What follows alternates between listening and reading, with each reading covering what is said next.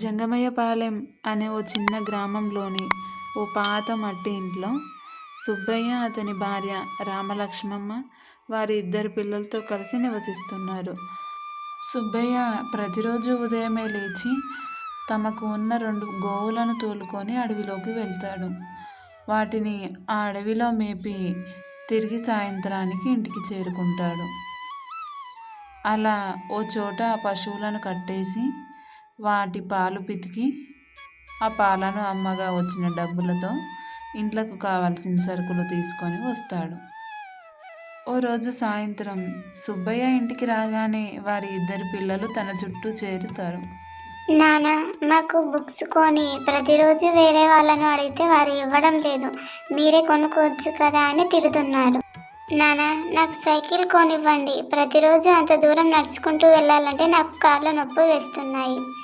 నాన్న, అమ్మని రోజు అన్నంలో పచ్చడి పెడుతుంది, ఏదైనా కూర వండి పెట్టమను, అలా పచ్చడితో తినలేకపోతున్నాం.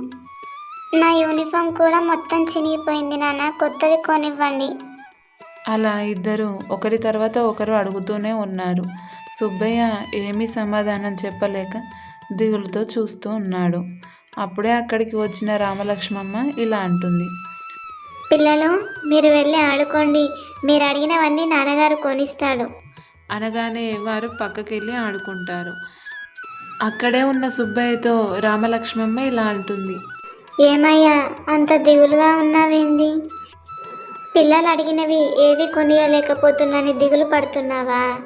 మన ఉన్న బర్లను అమ్మేసి వారు అడిగినవి కొనిద్దాం, మన ఇద్దరం కలిసి ఏదైనా పని చేద్దాం, కాస్త భోజనం చేద్దువు రండి. సుబ్బయ్యకు అన్నం వడ్డిస్తుంది రామలక్ష్మి. సుబ్బయ్య అన్నం బుక్క నోట్లో పెట్టుకోబోయి రామలక్ష్మిని ఇలా అడుగుతాడు. పిల్లలు భోజనం చేశారా? వాళ్ళు తినేశారయ్యా, నువ్వు తిను. నువ్వు తిన్నావా? నేను కూడా తినేశానయ్యా, నువ్వు తిను. నిజం చెప్పు రామలక్ష్మి. నేను తర్వాత తింటానయ్యా, మీరు తినండి. నువ్వు తినడానికి ఉంచుకున్న అన్నాన్ని చూపి. అనగానే ఆ సర్వ ఖాళీగా ఉంటుంది. రామలక్ష్మితో సుబ్బయ్య ఇలా అంటాడు.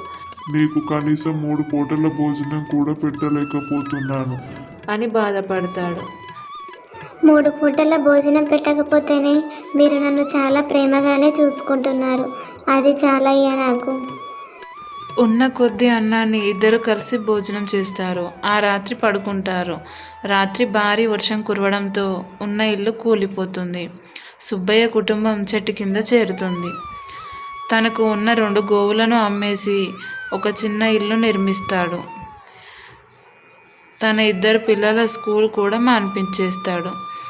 సుబ్బయ్య చేయడానికి ఏ పని కూడా దొరకడం లేదు. అడవిలోకి వెళ్ళి పశువుల గుర్తుగా తను ఎప్పుడు మేపే స్థలానికి వెళ్ళి ఒక గుండు దగ్గర కూర్చుంటాడు. అయ్యో భగవంతుడా, ఇప్పుడు నేను ఏ పని చేసినా పిల్లలను పోషించుకోవాలి. ఉన్న గోవులను కాస్త అమ్మేస్తిని, ఇప్పుడు నా పిల్లలకు ఎలా కడుపు నిండా భోజనం పెట్టాలి అని బాధపడుతూ ఉంటాడు. అప్పుడే ఆ గుండు నుంచి ఏదో శబ్దం వినిపిస్తున్నట్టు అనిపిస్తుంది. సుబ్బయ్య ఎంత నెట్టినా ఆ గుండు కదలడం లేదు. ఇంటికి వెళ్ళి తనతో పాటు తన భార్య, పిల్లల్ని తీసుకొని వస్తాడు. అలా ముగ్గురు కలిసి ఆ గుండు నెట్టగా బంగారు నగల పెట్టె కనిపిస్తుంది. అది చూసి సుబ్బయ్య, అతని భార్య, వారి పిల్లలు చాలా సంతోషిస్తారు. ఏమండి, మన బాధలు మొత్తం తీరిపోయాయండి, ఇప్పుడు మన పిల్లల మంచి స్కూల్లో చేర్పించవచ్చు. అవును రామలక్ష్మి, పిల్లలు మీరు ఇది ఇక్కడ చూసింది ఎవరికి చెప్పకండి. ఇది ఒకసారి మన ఇంటికి తీసుకువెళ్తే చాలా ప్రమాదం. ఇందులోంచి కొంత తీసుకొని మిగతాది ఇక్కడే పెట్టి వెళ్దాం అని చెప్తాడు సుబ్బయ్య. అందులోంచి కొంత డబ్బును తీసుకొని మంచి ఇంటిని కట్టుకొని మంచి స్కూల్లో తన పిల్లలను చేర్పిస్తాడు. సుబ్బయ్య ఒక వ్యాపారవేత్తగా మారిపోతాడు. సుబ్బయ్యకు ఎప్పుడు డబ్బులు అవసరం ఉన్నా అక్కడికి వెళ్ళి కొంత తీసుకొని వస్తాడు. కొంత భాగం పేదవారికి కూడా సహాయం చేస్తాడు. అలా చాలా సంతోషంగా నివసిస్తూ ఉంటాడు సుబ్బయ్య.